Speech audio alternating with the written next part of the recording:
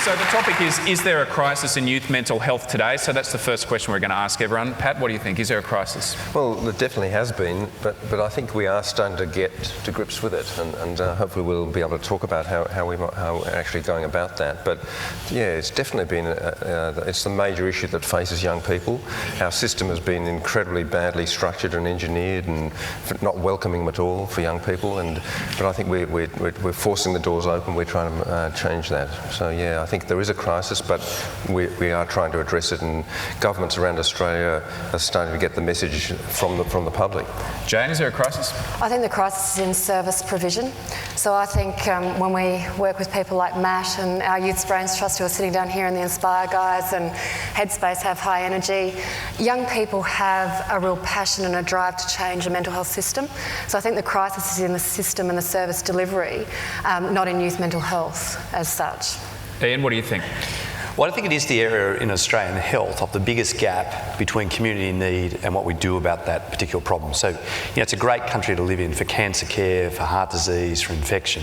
What we've known since the mid-1990s, when we had a peak in youth suicide, is the size of that gap. And we've been trying to fix it ever since. But we're living in the 21st century with 19th century health systems and community systems to respond. And we've got to change that. Matt, do you think there's a crisis? Yeah, and I think before I say that, I should point out I'm not a clinical psychologist, and if I get caught saying that, then I get kicked out of the fact that I'm studying to. But you are a dancer. But I am a dancer, and a good one at that. I think the important thing to acknowledge, as well as the idea of a crisis in youth mental health, is that mental health spans the entire spectrum. And that includes illness as well as health and well-being. And I think there's a real crisis in how we promote mental health and well-being in the community. I mean, most people here would be quite psychologically minded, but to say, what are the top 5 things that you do that look after your mental health? People kind of struggle at 3, let alone young people who are dealing with the transitions that they're going through, having access to that kind of knowledge about how they look after themselves. So you think when we talk about a crisis in mental health, we're talking more about the end point, about dealing with people when they have a problem rather than the preventative issues? Yeah, I think so. I think we talk a lot about access to services, psychologists, GPs, psychiatrists. I don't think we get as much airtime talking about what are the general principles for mental health, and how do you look after your general wellness prior to the development of some kind of problem. Pat, we did see increased funding into mental health. Over $2 billion was committed last year into areas that you're very passionate about, like early intervention. If there is a crisis, is the crisis diminishing as a result of those kind of measures? Well, not as fast as we'd like, and probably about a quarter of that $2 billion was devoted to young people, and the package was actually distributed pretty fairly across the lifespan. But for the first time, we saw substantial investments in the front end, and I think it includes what Matt was saying as well, trying to get people to recognise and understand when they might actually need help, and obviously try to strengthen themselves in the process as well. But so that was rolled out, that was announced last year, but it's been very slow to roll out. Lots of delays. Jane, we now have a Minister for Mental Health as well as that money. Have those kind of changes made a difference, or do you agree with Pat? Is it being slow? I think it's slow. I think a Minister for Mental Health is an absolute step in the right direction, and at each state and territory level we also need Ministers for Mental Health. But this is a cross-portfolio issue. It's about education, it's about health, it's about systems reform. And I think, to pick up on what Matt said around the wellbeing, we are called the Young and Well Cooperative Research Centre, which is about bringing researchers together with the NGO sector, with government, to really think about how do we actually do this thing differently, and how do we not just reach young people when they're at the very, very end of that journey where they're unwell. How do we actually think about promoting the well-being of young people so that as a community we support them in actually being...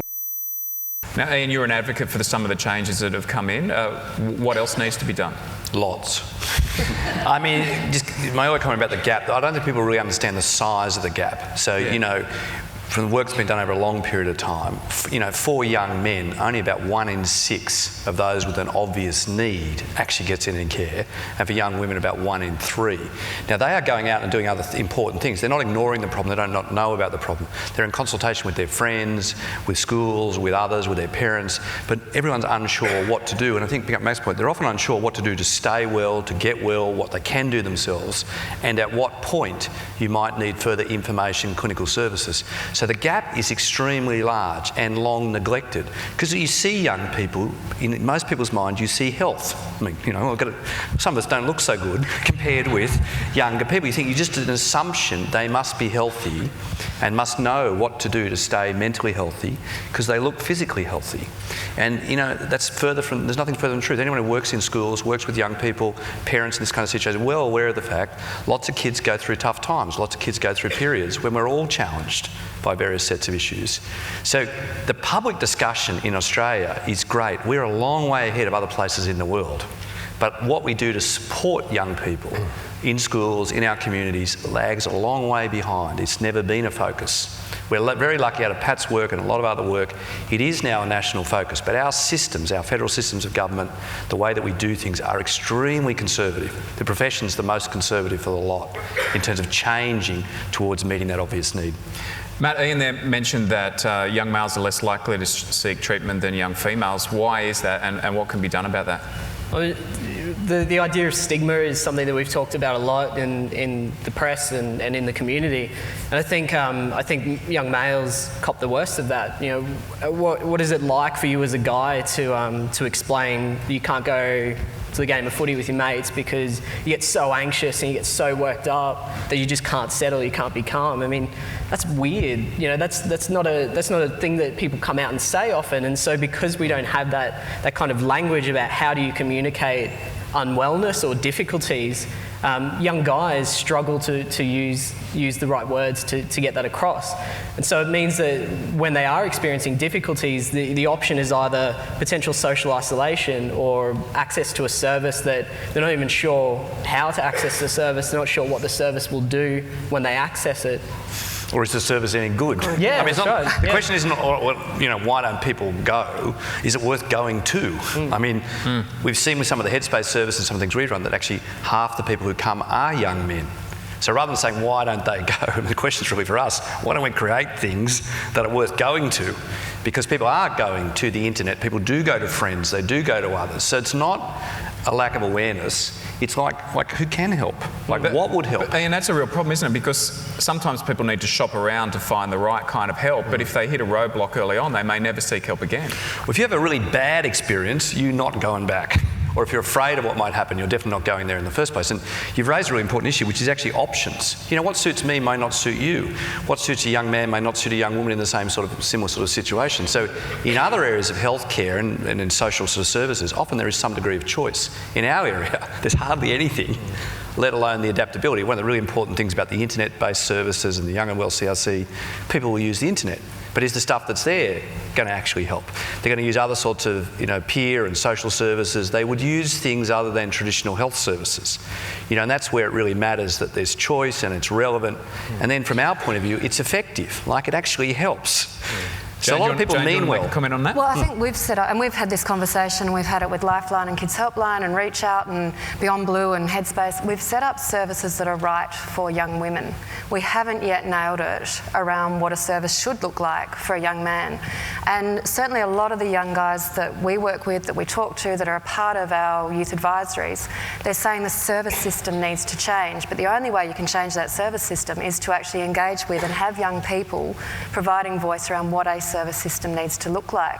And that's about shifting not only the service and the way in which the services are provided, but also shifting the way in which professionals provide those services and thinking about, well, you know, if you come in to see someone and that person's not engaged with you and not talking to you and not interested in what you've got to say, you don't want to go back to that service. And so we're looking at, you know, can you use an iPad to create engagement? Can you actually sit next to someone and actually have a conversation with them and work through and bring up the sites and talk about, you know, this is what it means.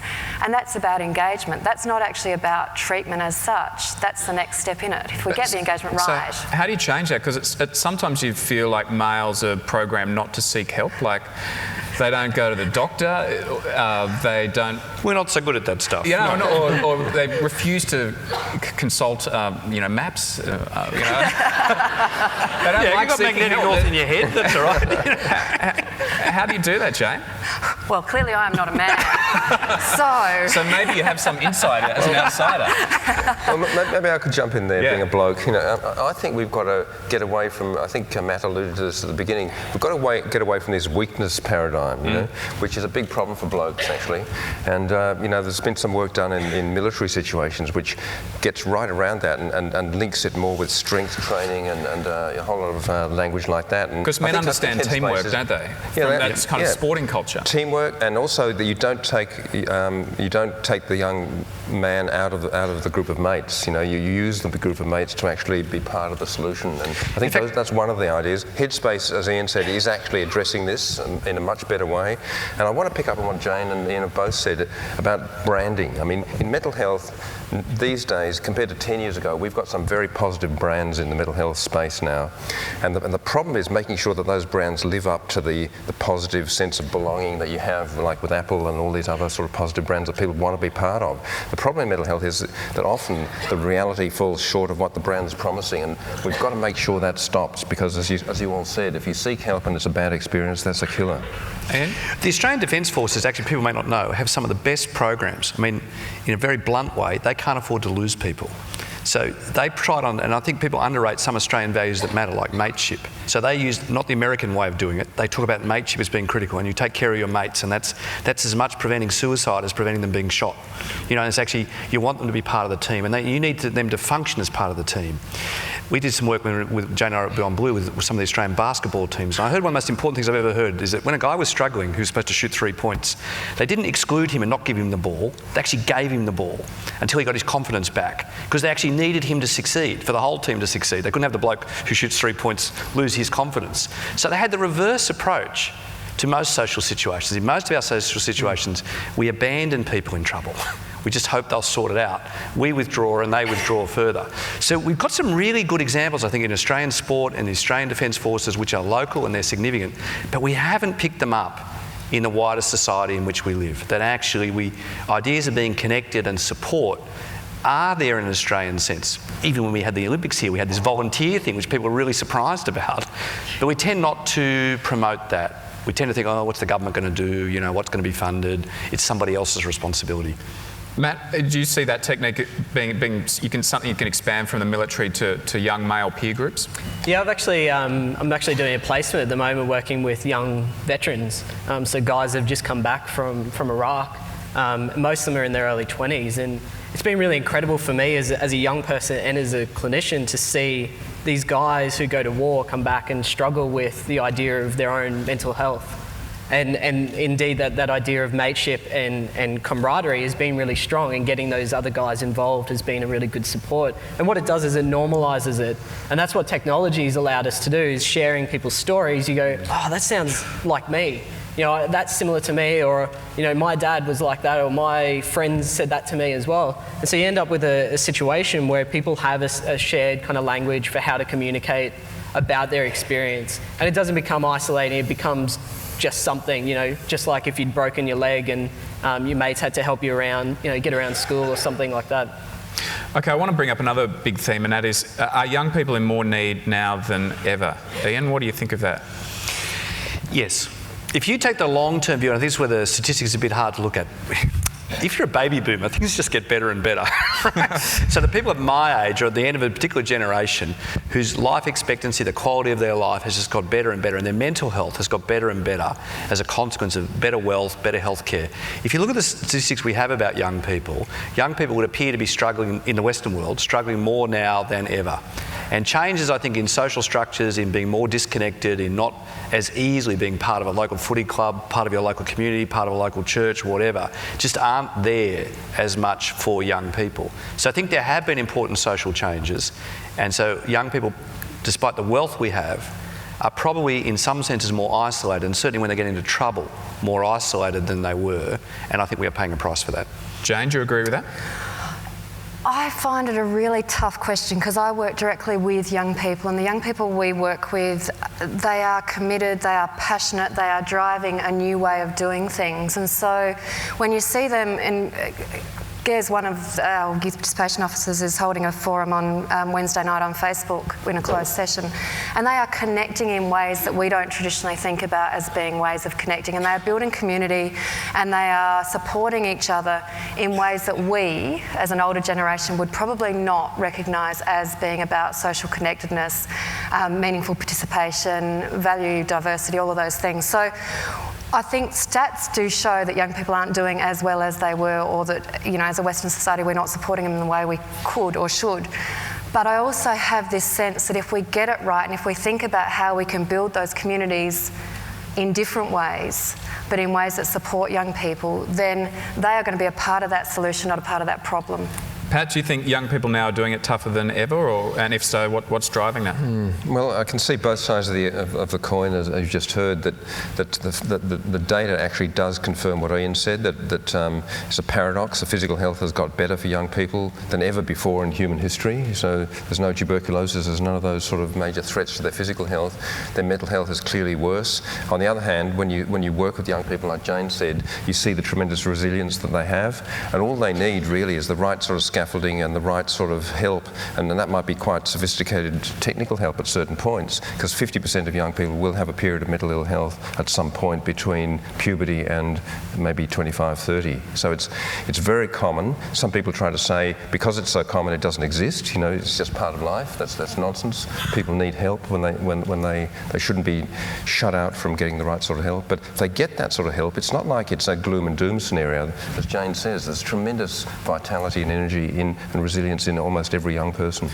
Matt, what do you think? Because we've got expanded services now, we've got things like Reach Out, we've got this interconnectedness on the web. You know, we're country kids who may have felt isolated because of who they are. If they were growing up gay and lesbian in the country, may feel very isolated, but can tap into networks online now.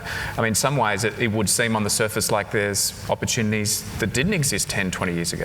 Yeah, and I think that's exactly right. The capacity to move into rural and regional Australia has had a massive impact because services just couldn't get there. You know, you might have had one GP servicing an entire town or a couple of towns, and that was kind of the psychological help that was available as well. So now being able to introduce technology into these communities, it means that there's another space that they can access that's portable, that's available, it's free, it's ready. The problem is the uptake is starting. You know, the services exist and they're fantastic, but I think we're a little bit behind getting the access to them. And I think part of that is around, as I was saying, you know, creating the reputation of the brand. You know, why would you go and visit a particular site? What can you expect to get from that service? Joan, I want to ask you more about technology, because some people think that technology creates or exacerbates mental health problems. Others think it's a way of helping young people with mental health issues. What do you think? I think there's two key things. One is we must acknowledge that there are risks associated with technologies, and a part of what we need to do as communities is support young people so that they are safe online. And all of the services that provide online support would argue that that is absolutely the case.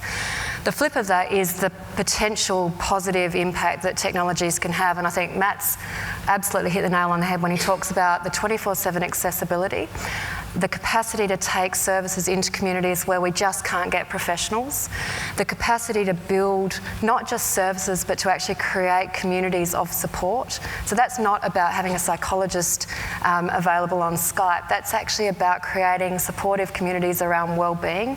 So I think the potential opportunities that technology afford and the capacity for us to scale up quickly and at a cost that is affordable brings huge potential for us to think about when we think about service provision, but also when we think about the promotion of well-being.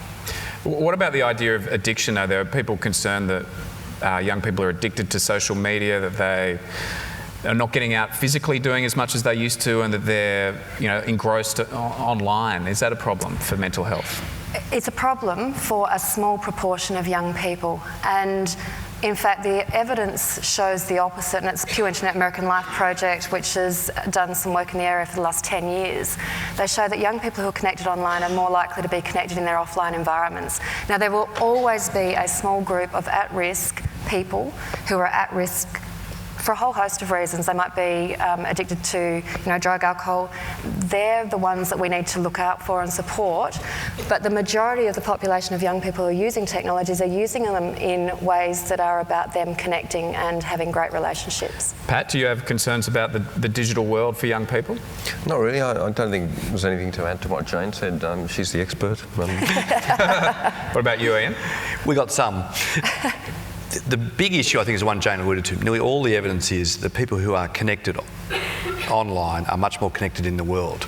And so there's an issue, if you go and look at 1950 American sitcoms of fathers complaining about their daughters on the telephone. Spent all day at school, now you're on the telephone. Like, this issue is not a new one, but the accessibility is new. I think the other additional issues, Facebook's been built by young people and become a success that people can barely understand. The technology in the hands of young people has created communities and access you wouldn't have dreamt of.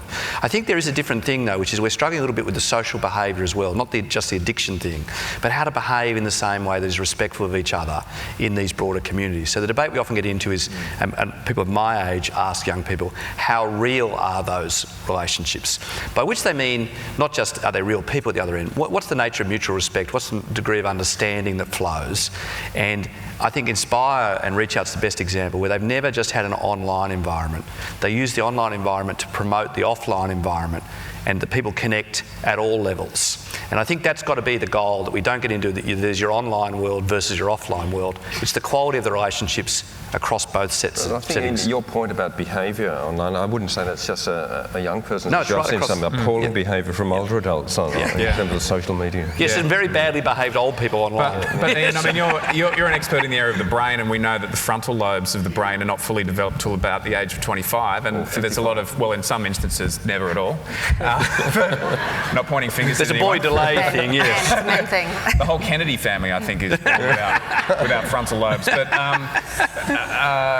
what about that issue? Without the frontal lobe development, you don't think of consequences as much. You don't have that rational part of the brain existing. So is that a problem for young people online? Well, I think it's the social behaviour issue. It's the same thing about people in the streets of Sydney at 3 a.m. who are intoxicated. It's the same issue. It's in fact about what are the social constraints and what are the social consequences of behaviour. So there's a lot of learning, I think, needs to go on in the online environment, etc. I think a lot of things that have been said by some very famous British visitors to this shore based on neuroscience are complete nonsense. In fact, the evidence is the reverse. But because they come from another place and they come with a title, most of the evidence about brain development is influenced by what you do. If it's about actually increased socialisation, and I think that's what it is primarily about, that promotes pro-social brain development and pro-social behaviour.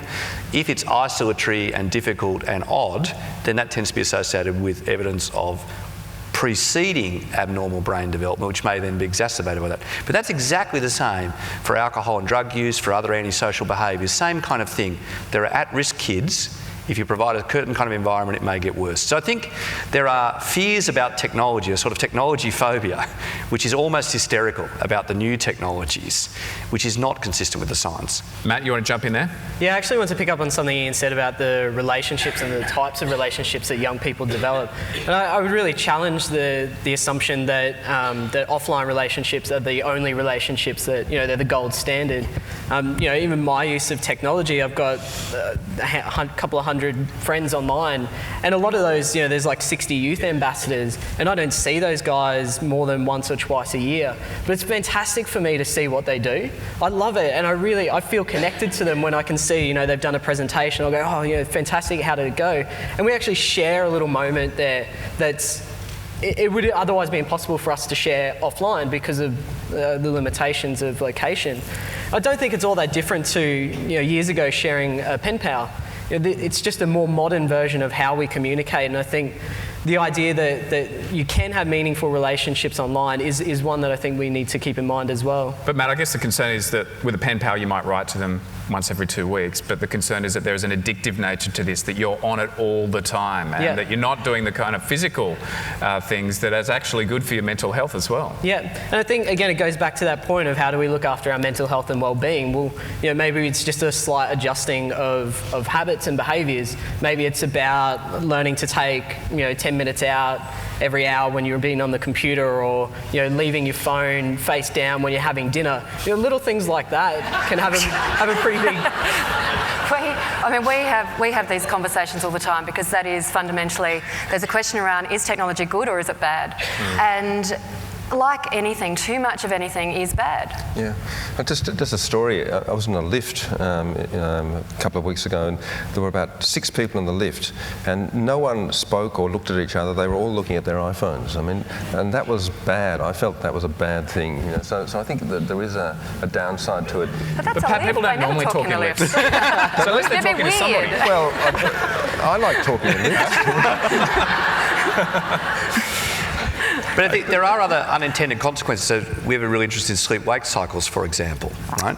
So there is an issue, and there's an issue about physical activity and development. You know, we have concerns about obesity and overweight, and from a brain point of view, they all matter. So there's an issue about, you know, timing and use and fitting into the range of things that we all need to do. I mean, I totally agree with Matt that a lot of the relationships, in a sense, are of the same quality online, or they reinforce really important relationships, and we've got to get over that one. But there are issues about all these sets of issues, which are part of the wider technical world in which we live in.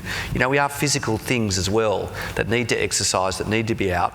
We do respond to faces, we need to be physically active, we do need to sleep as part of a whole. If you're really going to talk about health and well-being in a broader sense, then some of the technology challenges run across those areas, but they're part of the wider world in which we live. And Ian, isn't it the case that technology, and we already know that the sleeping patterns of adolescents is skewed, and that they're designed to stay up later and to sleep in.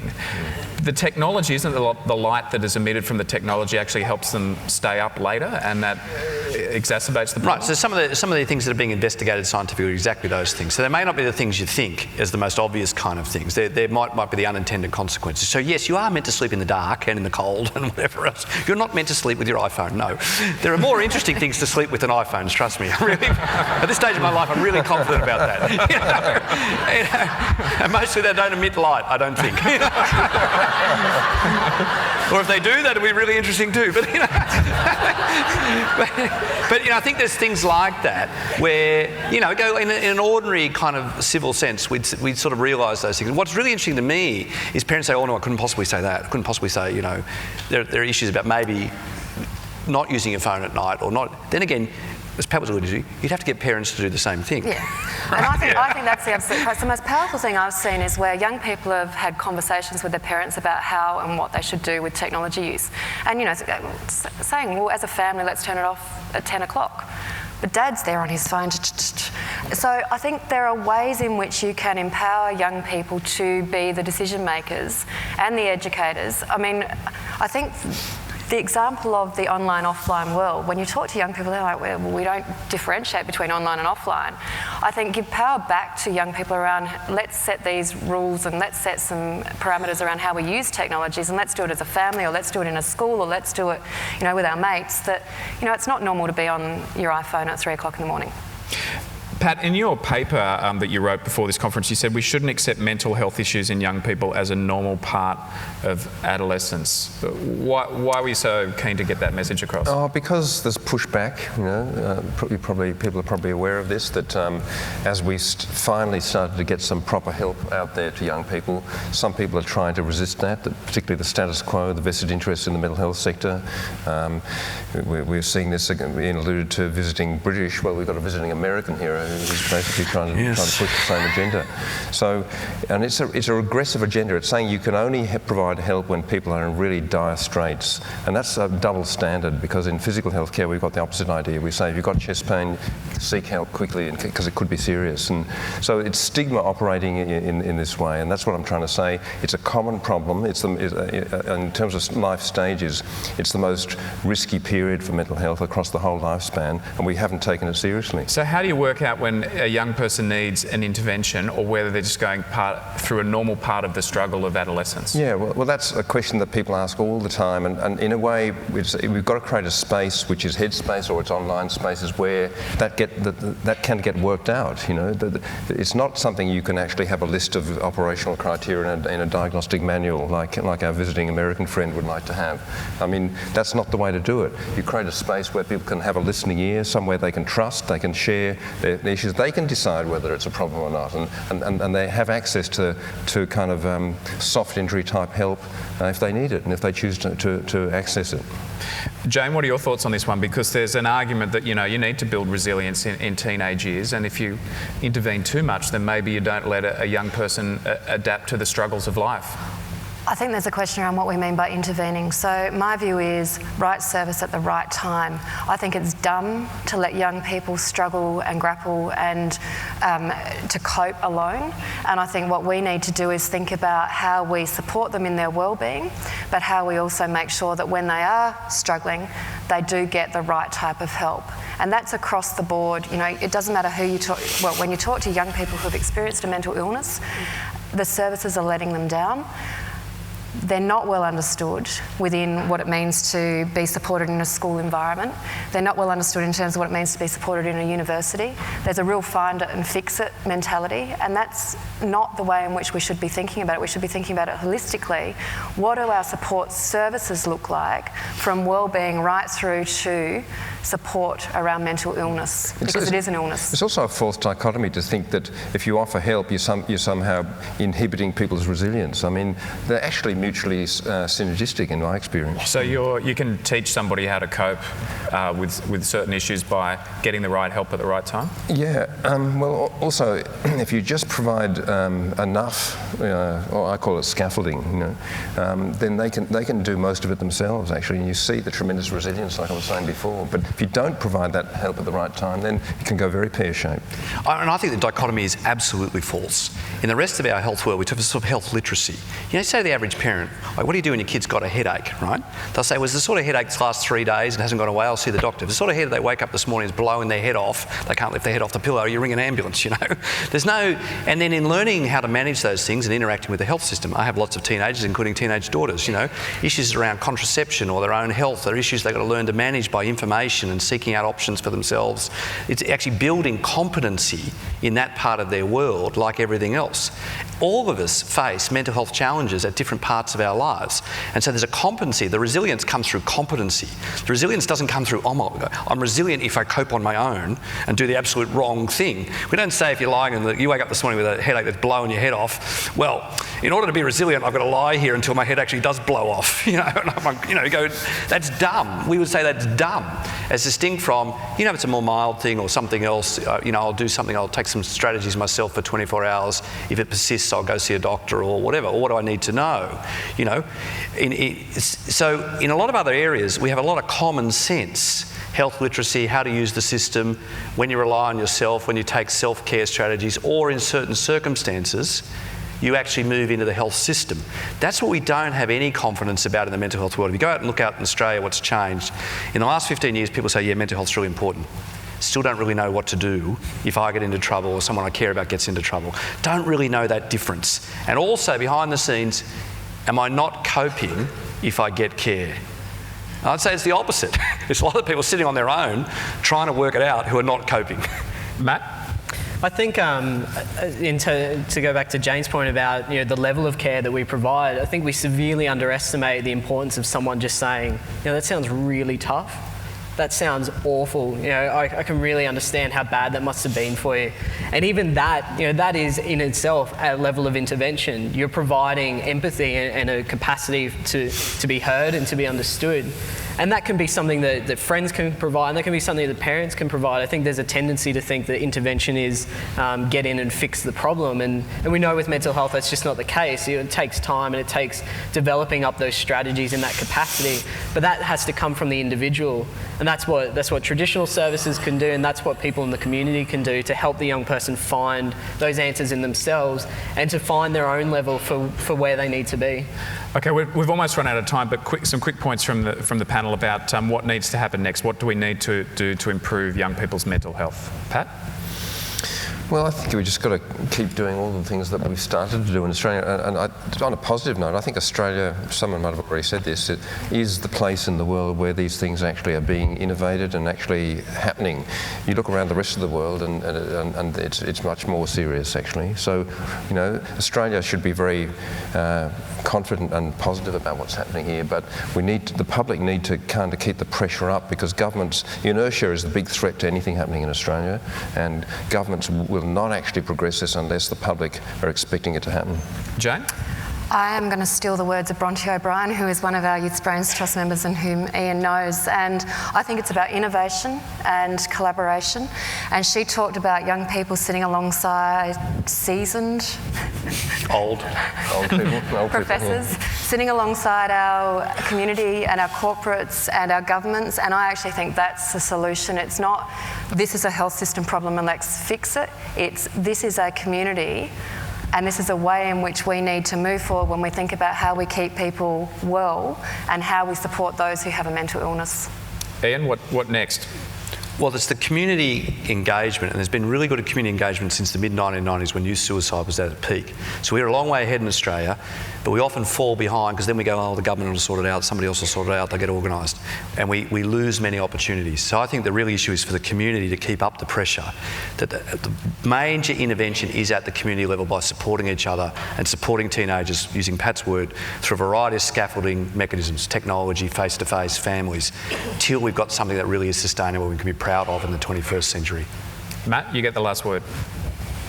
I think at an individual level, what people can take home from this and what they can actually do is to look at how they talk to people and young people about their mental health. What words do they use? What language do they use? How do they respond when someone says that they're stressed out or they're anxious or they're feeling miserable?